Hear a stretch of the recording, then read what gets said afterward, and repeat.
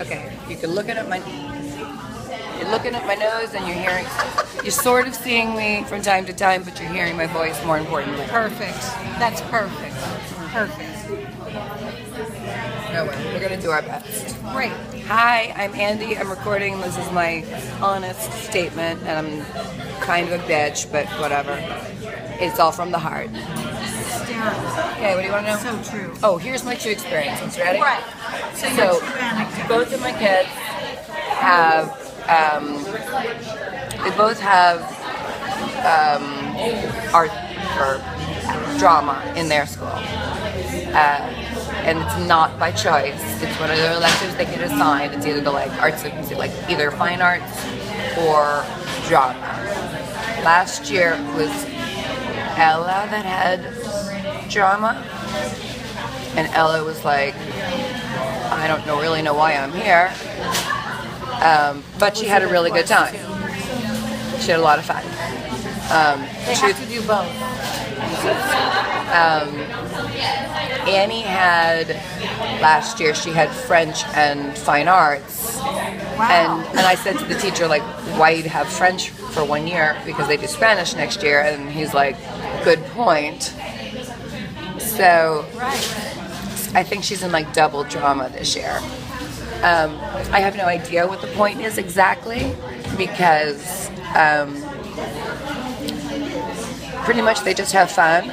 I think maybe it does help some of the shy kids to come out of their shells, especially in Annie's school. They're both in SP programs, but in Annie's school, it's mostly her and a bunch of extremely shy, very polite Asian kids.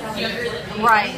And so Annie takes charge, and they basically do a lot of skits that make fun of their teachers. But they enjoy it. This is actually very interesting because, you know. But no one acts on any of the stuff that they do. That's like the bad thing. Like, I actually spoke to the school today because I got an appointment with Annie's guidance counselor on Friday now. And I mentioned that when I spoke to her homeroom teacher yesterday, to say, why haven't you given Annie her spelling bee packet of words that's been waiting for you to deliver to her for over a week? She's like, Annie Glazer. I have Annie Glazer. She's a woman who doesn't teach any class. She just has the homeroom. She doesn't even know who my kid is. She's there 4 times a day. So she's like, the guidance counselor said, you might want to follow up with that with the administration, because it sounds like not such a good teacher. But that's besides the point. Here's my thought, though, continuing on the theater thing. Right. While drama, I do think helps. I do think it helps some kids that are too quiet to maybe get them whatever. I don't think that they actually pose very useful topics to use, where they say create a fairy tale and act it out, or whatever. The kids just make a joke out of everything. I think what would be more pertinent would be if they attached it to something that they're supposedly doing in one of their, like, Other subjects, like the what's it called? Like not, they don't call it like sex ed anymore. They call it like health, but it's attached to, like, they meet with somebody in like small groups, like once a month or something. Oh, you mean if they actually attach the social issue that's attached to being a teenager or a preteen, I think that would be more useful. I think because besides what the kids are going through, like hating us, there's also kids that come through from families where and this would help the school to identify them if the teacher actually was paying attention. If there was perhaps a guidance counselor in the drama room, if a kid starts like acting out something where all of a sudden, the father takes off a belt, ding, ding, ding, ding, ding, that might be someone to look out for.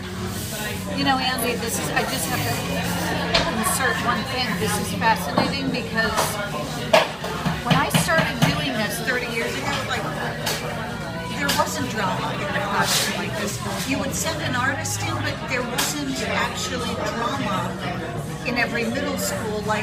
Basically they're making it more acceptable, like music, art, drama, and there are several qualities that they can enhance your education. But it's interesting because from my unlike Elizabeth. As a tool, I think it's even more useful. I personally feel. That's what I think, because, okay, ready? It's me again.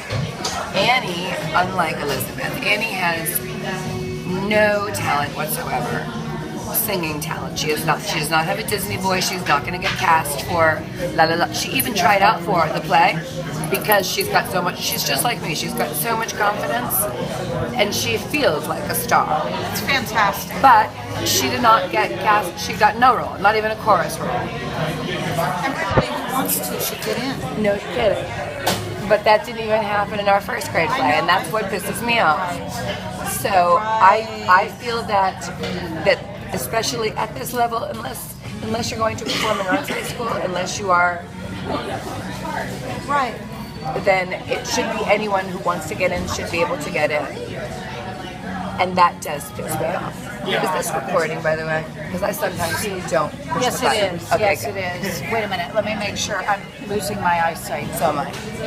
Okay, yeah. Is it? Yeah, 6:10, 6:11. Oh, good. Okay, great. I just check because sometimes I'm very bad at it. But she didn't get any part in the play, and that pisses me off. But that would piss me off. it does piss me off, and it pissed me off when they did it as little kids. And Ella has not wanted to try out for a play ever since then, because Ella wanted very badly. Ella didn't want to be like a lighting person or whatever the heck she was. I don't even know. Ella wanted to be an actress, and the class voted on who got to be what. I remember this, and I remember other parents. She was crushed. Oh, that's too young to be crushed. She was, and I remember, truthfully, I remember trying out for 2 plays when I was little. Neither one I got a part in. And it's terrible. Well, you know what?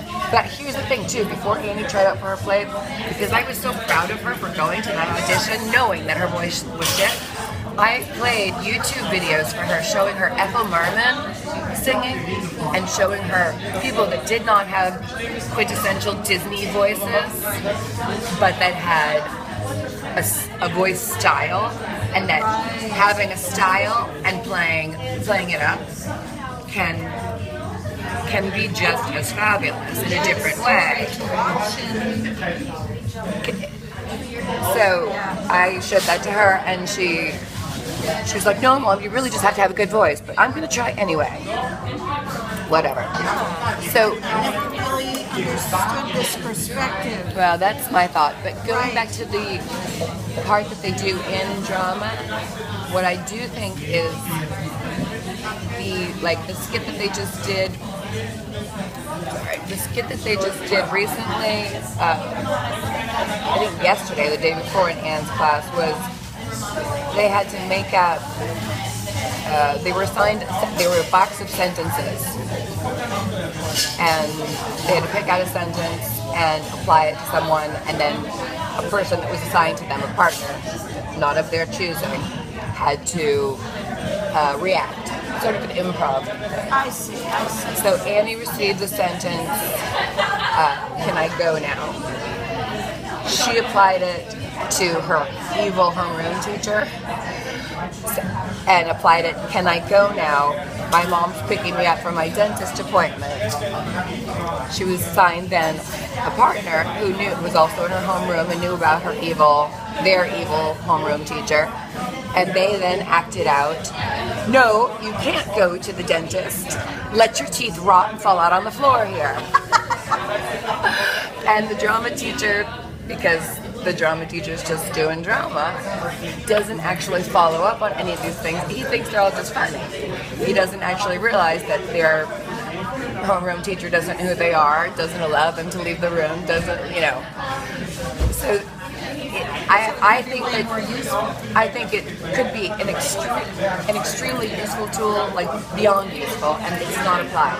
And here is an example of how I think that the schools mess it up completely.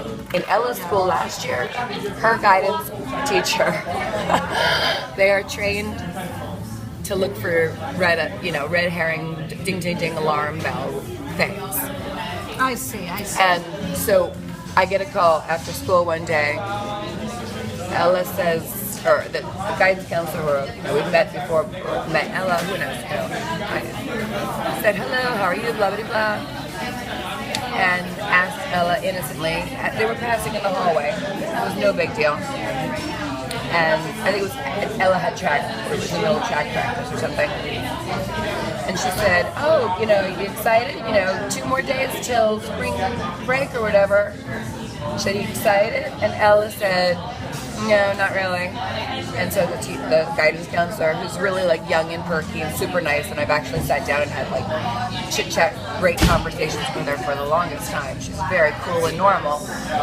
But she was like, why aren't you, alarm bells.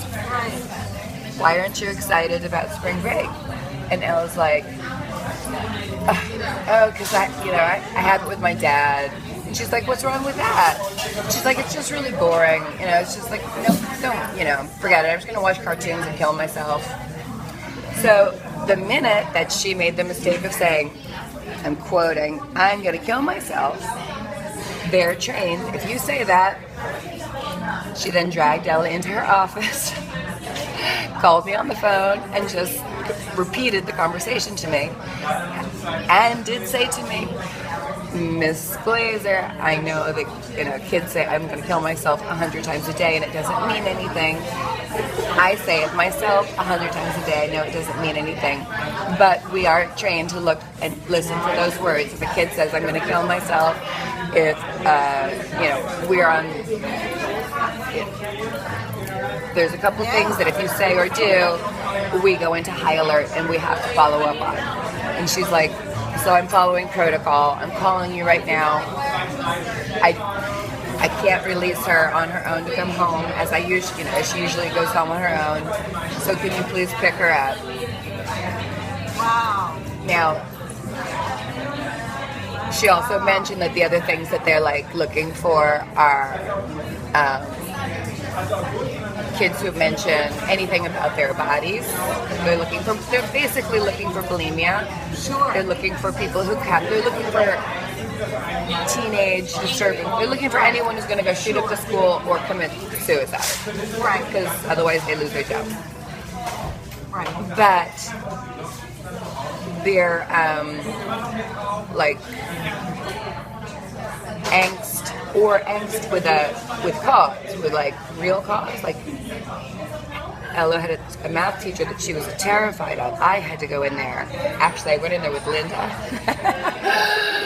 Does her daughter go there too? No, it's just that I knew John. I never knew. I just knew John. Her daughter ended up. Did she end up downtown? Yeah.